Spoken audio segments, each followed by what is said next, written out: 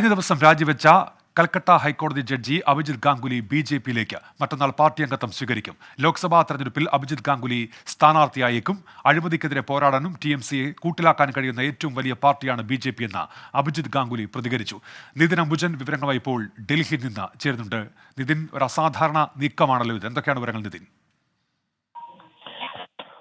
ഉന്മേഷ് സൂചിപ്പിച്ച പോലെ തന്നെ അസാധാരണ നീക്കമാണ്. കാരണം അഭിജിത് ഗാംഗുലി കഴിഞ്ഞ ദിവസം വ്യക്തമാക്കിയിരുന്നു ഇന്ന് രാജിവെക്കുകയും അതിനുശേഷം പിന്നീട് സജീവമായി തന്നെ രാഷ്ട്രീയത്തിലേക്ക് ഇറങ്ങുമെന്ന് വ്യക്തമാക്കിയിരുന്നു. അപ്പോൾ തന്നെ ബി.ജെ.പി അടക്കമുള്ള പാർട്ടികളിലേക്ക് പോകുമെന്ന റിപ്പോർട്ടുകൾ വന്നിരുന്നു. പക്ഷേ ഇന്നിപ്പോൾ അഭിജിത് ഗാംഗുലിയുമായി ബന്ധപ്പെട്ട കേന്ദ്രങ്ങൾ അതിപ്പോൾ സ്ഥിരീകരിക്കുകയാണ്. നാളെ ബി.ജെ.പിയിലേക്ക്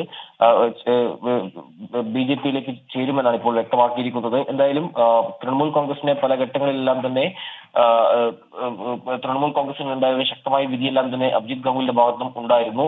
നേരത്തെ കൈക്കൂലി കേസ് ഉൾപ്പെടെയുള്ള കേസുകളിൽ തൃണമൂൽ കോൺഗ്രസിനെ പ്രതിരോധത്തിലാക്കിയ പല വിധികളും അഭിജിത് ഗാംഗുലിന്റെ പ്രസ്താവിച്ചതായിരുന്നു. ഈ ഒരു സാഹചര്യത്തിൽ വലിയ തരത്തിലൊരു ശരി, നിതിൻ അംബുജനാണ് ഡൽഹിയിൽ നിന്ന് വിശദാംശങ്ങൾ നൽകിയത്. ഇന്ന് സംഭവിച്ചതിലേക്ക് തിരികെ എത്താം. മാർക്കറ്റ് വ്യൂവുമായി സൂര്യശ്രീ ചേരും. അതിനുശേഷം വീണ്ടും ഇന്ന് സംഭവിച്ചതിലേക്ക്.